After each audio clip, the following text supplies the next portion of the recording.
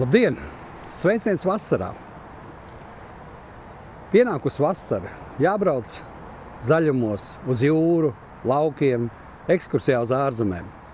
Gribu no savas puses teikt 5 lietas, ko vajadzētu atcerēties braucot 24. gada vasarā. Pirmais – mainījušies satiksmes noteikumi. Ir jaunumi par ātrgaitas ceļu, kur ir Latvijā ātrgaitas ceļš, man aiz muguras – Ķekavas apvedceļš. Uz ātrgaitas ceļa atļautais braukšanas ātrums ir palielinājies līdz 120 km/h vieglām mašīnām. Ziemā gan no 1.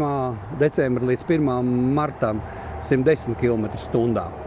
Tas nu jāatcerās. Ja brauciet pa šo te skaisto apvedceļu, tad atceraties, ka vajag izmēģināt, kā tas jūsu auto iet mazliet ātrāk. Ir otra izmaiņa satiksmes noteikumos. Tā attiecas uz kravas auto maksimālo braukšanas ātrumu. Šobrīd no janvāra mēneša visiem kravas auto ir atļauts braukt ar ātrumu 90 km/h. Līdz ar to gan kravas auto, gan vieglais auto var braukt ar 90 km/h. Kur rodās problēma? Problēma rodās tur, ka kravas auto speedometrs katrus 2 gadus tiek kalibrēts, un viņš ļoti precīzi rāda braukšanas ātrumu. Tātad, ja kravas automašīnai speedometrā ir 90, tad arī automašīna pārvietojas ar ātrumu 90 km/h. Vieglām automašīnām speedometrs netiek kalibrēts. Tas ir atkarīgs gan no riepa augstuma, tāpat no riepa augstuma. Vieglo automašīnu speedometrs melo parasti par 4–6 km/h. Tātad, ja mēs braucam ar ātrumu 90 km/h pēc speedometra, patiesībā mēs braucam ar ātrumu 84–86 km/h. Un te nu rodās problēma, kad kravas auto vadītāji ir ļoti neapmierināti, ka Latvijā atsevišķas automašīnas vieglās, tur, kur atļauts braukt ar 90, brauc ar ātrumu 84 km/h. Ko mēs varam darīt? Mēs varam nokalibrēt arī savu automašīnas speedometru. Ņemam palīgā Veizas aplikāciju, braucam pēc Veizas ar 90 km/h un apskatāmies, ko rāda mūsu speedometrs. Cipars speedometrā tur vajadzētu būt ātruma starpībai šiem te 4–6 km/h. Tātad, ja man ir 90, tad tur vajadzētu būt 85.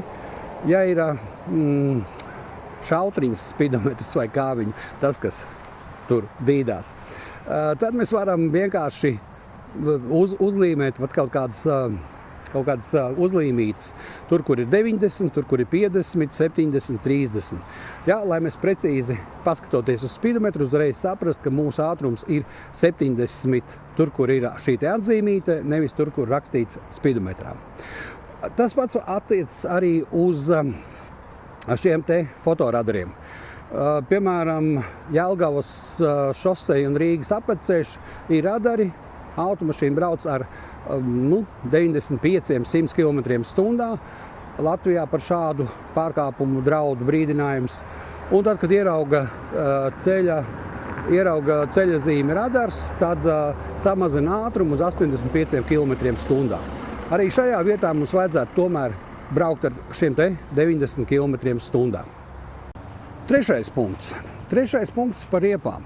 Ziemā mums ir stingri noteikumi 4 mm un ne mazāk, un ja ir 3,8, tad jau mums ņem nost tehnisko apskati un tā tālāk. Vasarā šis te cipars ir 1,6 mm un viņš ir ļoti maziņš. Ko gribu teikt par riepām? Tātad, ja mēs braucam sausā laikā, braucam tikai pa Latviju, kur maksimālais ātrums tomēr pamatā ir 90 km/h, 100 km/h atsevišķās vietās, tad mēs varam braukt ar šiem te 2–2,5–3 mm.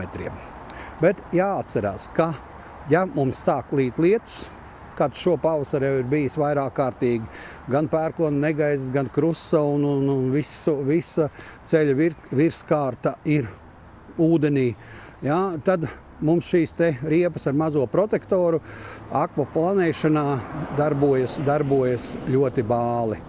Ja, līdz ar to, ja mums līst lietus un mēs zinām, ka riepas ir pabālas, tad samazinam ātrumu vai arī stājamies pilnīgi malā, pagaidām, lai pārlīst, un tad jau pa slapju asfaltu, bet nelīstošu lietu var droši braukt tālāk. Forši ir, ja mums ir šie 7–8 mm vasaras riepām, pie 4 mm jau arī akvaplanēšana pie lielāka ātruma, pie 100 km/h ir jūtama. Pats to izbaudīju 2 nedēļas atpakaļ Latgalē.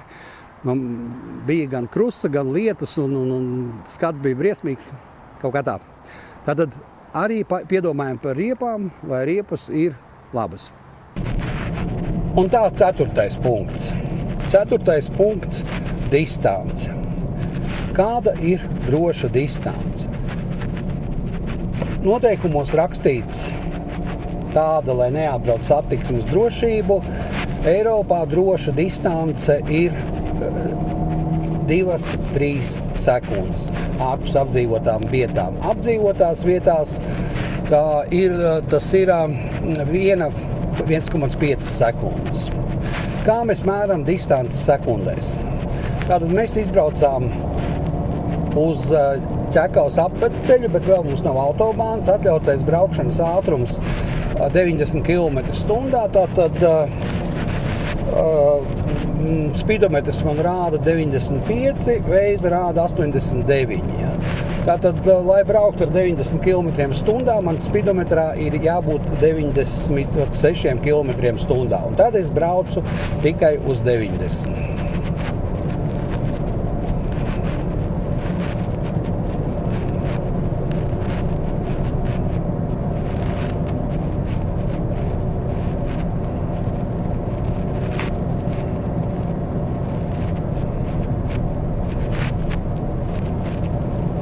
Joprojām autobāns nav sācies 90 km/h.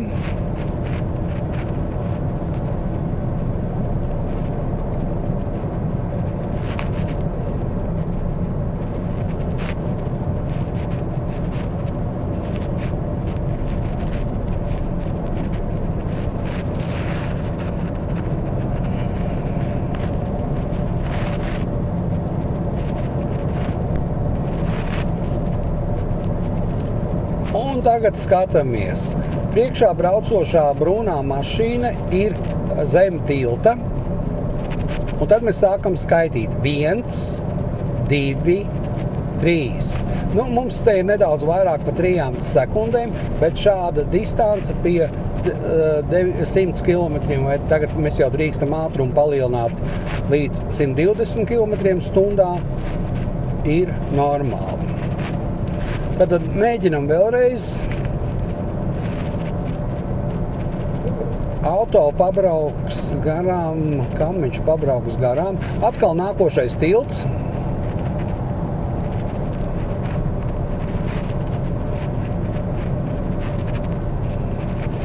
Un tagad skatāmies, kad brūnais auto ir uz ēnas zem tilta.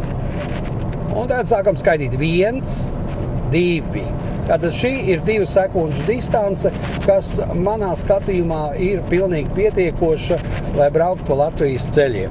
Distance mazāka par šo ciparu ir nepietiekama. Un tagad jau mēs drīkstam paaugstināt ātrumu jau 110 km/h.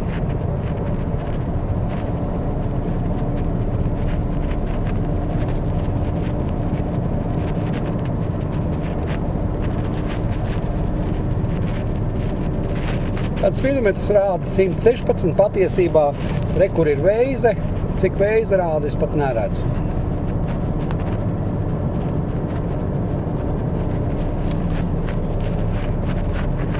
Tad vajadzētu būt apmēram 110 km/h. Un pēdējais, 5. punkts. Nosaukums dīvains, pirmā formula. Kāpēc?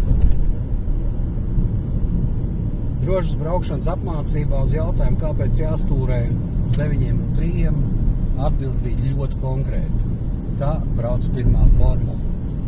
Es nemācu cilvēkus braukt ar pirmo formulu. Es mācu cilvēkus droši aizbraukt no punkta A līdz punktam B. Diemžēl arī pārējā satiksmē mēs esam aizņēmušies no pirmās formulas pamatprincipus. Censties būt pēc iespējas ātrāk galamērķī, apdzīt vienu, otru mašīnu.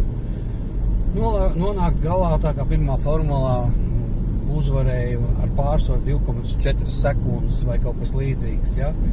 Nevajag mums tās 2,4 sekundes. Būtiskais, lai mēs sveiki, veseli, ar nesabojātu mašīnu, neapskārētu, nonākam gala punktā bez kaut kādiem saspringumiem, iespringumiem. Braucam.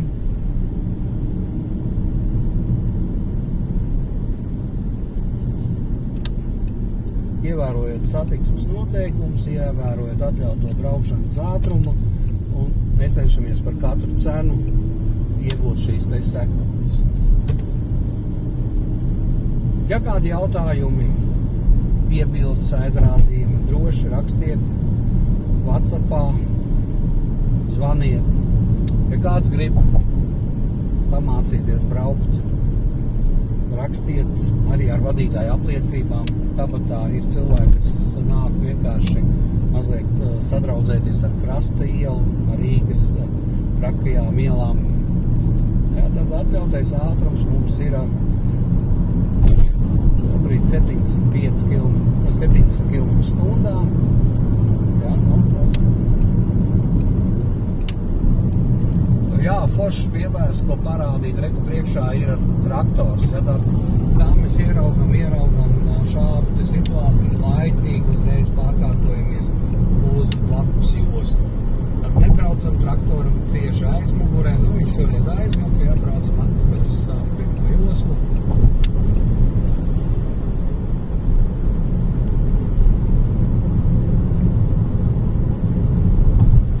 Kaut kā tā. Lai veicas vasaras braukšanā, brauciet prātīgi, nesteidzieties un galā jūs būsiet vienmēr laikā.